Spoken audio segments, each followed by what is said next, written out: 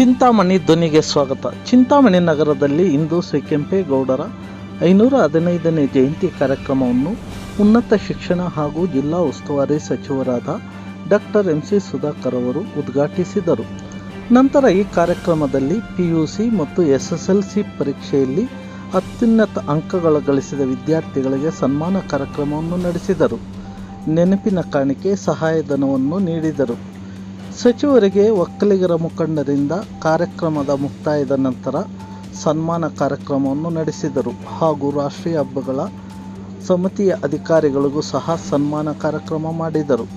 ಈ ಸಂದರ್ಭದಲ್ಲಿ ತಹಸೀಲ್ದಾರ್ ಸುದರ್ಶನ್ ಯಾದವ್, ತಾಲೂಕು ಕಾರ್ಯನಿರ್ವಹಣಾಧಿಕಾರಿ ಎಸ್. ಆನಂದ್, ಪೌರಾಯುಕ್ತರಾದ GN Chalapathi, BEO Umadevi, DYSP Muralidhar, ನಗರ ಯೋಜನಾ ಪ್ರಾಧಿಕಾರದ ಅಧ್ಯಕ್ಷರಾದ ಬಾಬುರೆಡ್ಡಿ, ಕೃಷಿಕ ಸಮಾಜದ ಅಧ್ಯಕ್ಷರಾದ ಗೋವಿಂದಪ್ಪ, TAPMC ಅಧ್ಯಕ್ಷರಾದ ನಾಗೇಶ್, ಸರ್ಕಾರಿ ನೌಕರರ ಸಂಘದ ಅಧ್ಯಕ್ಷರಾದಂಥ ಡಾಕ್ಟರ್ ಮುನ್ರೆಡ್ಡಿ, ನಗರಸಭಾ ಸದಸ್ಯರಾದ ರೆಡ್ಡಪ್ಪ, ರಾಜಾಚಾರಿ, ಜಗನ್ನಾಥ್, ಜಗದೀಶ್, ರಾಣಿಯಮ್ಮ, ಸುಹಾಸಿನಿ ಸೇಸಿರೆಡ್ಡಿ ಹಾಗೂ ಕೆಂಪೇಗೌಡ ವೇಷಧಾರಿಗಳಾಗಿದ್ದ ಗೌತಮ್, ವಿಷ್ಣು, ಒಕ್ಕಲಿಗ ಮುಖಂಡರಾದ ಈರುಳ್ಳಿ ಕೃಷ್ಣಾರೆಡ್ಡಿ, ಆಂಜನೇಯಪ್ಪ, ಸೊಣ್ಣಪ್ಪ, RV ವೆಂಕಟರಾಮರೆಡ್ಡಿ ಹಾಗೂ ಇನ್ನೂ ಹಲವಾರು ಮುಖಂಡರು ಹಾಗೂ ಗ್ರಾಮ ಪಂಚಾಯಿತಿ ಅಧ್ಯಕ್ಷರುಗಳು, ಜಿಲ್ಲಾ ಪಂಚಾಯಿತಿ ಮಾಜಿ ಅಧ್ಯಕ್ಷರುಗಳು ಹಾಗೂ ಸದಸ್ಯರುಗಳು ಹಾಗೂ ಹಲವಾರು ಒಕ್ಕಲಿಗ ಮುಖಂಡರು,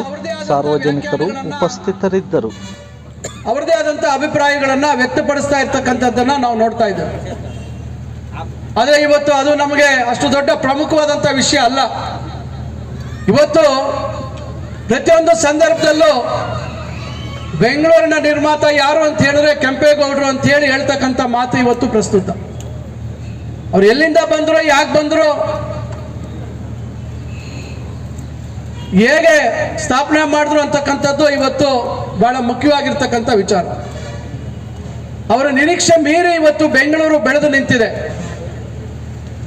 ಏನೋ ಒಂದು ವ್ಯವಸ್ಥಿತವಾದಂಥ ವಿನ್ಯಾಸವನ್ನು ಹಾಕೊಂಡು ನಿರ್ಮಾಣ ಮಾಡಿದ್ರು.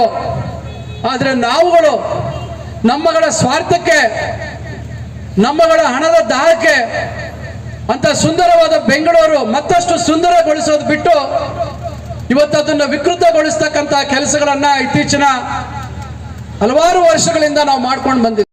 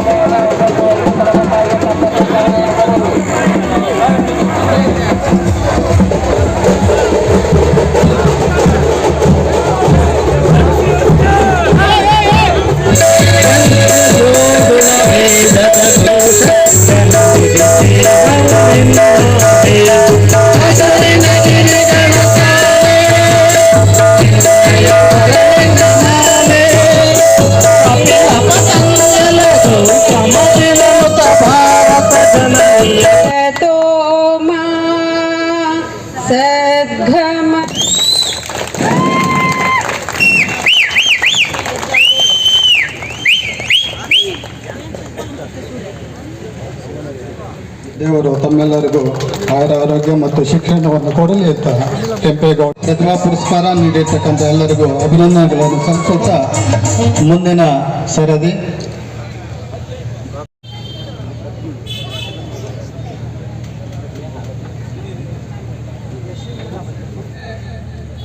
ತಮಗೆ ಗೊತ್ತಿದೆ, ಬೆಂದಕಾಳೂರು ಅಂತ ಹೇಳಿದ್ದಂಥದ್ದು ಈಗ ಬೆಂಗಳೂರು ಅಂತ ಆಗಿರ್ತಕ್ಕಂಥದ್ದು. ಇಡೀ ವಿಶ್ವ ಇವತ್ತು ನಮ್ಮ ಬೆಂಗಳೂರಿನ ನಗರದ ಕಡೆ ನೋಡ್ತಾ ಇದೆ. ಬಹಳ ಕಮ್ಮಿ ವಿಸ್ತೀರ್ಣ ಇದ್ದಂಥ ಅಂದಿನ ಕೆಂಪೇಗೌಡರ ಕನಸಿನ ಬೆಂಗಳೂರು ಇವತ್ತು 1,40,00,000ಕ್ಕಿಂತ ಹೆಚ್ಚು ಜನ ವಾಸ ಇರ್ತಕ್ಕಂಥ ಬೆಂಗಳೂರಾಗಿ ಇವತ್ತು ರೂಪುಗೊಂಡಿದೆ.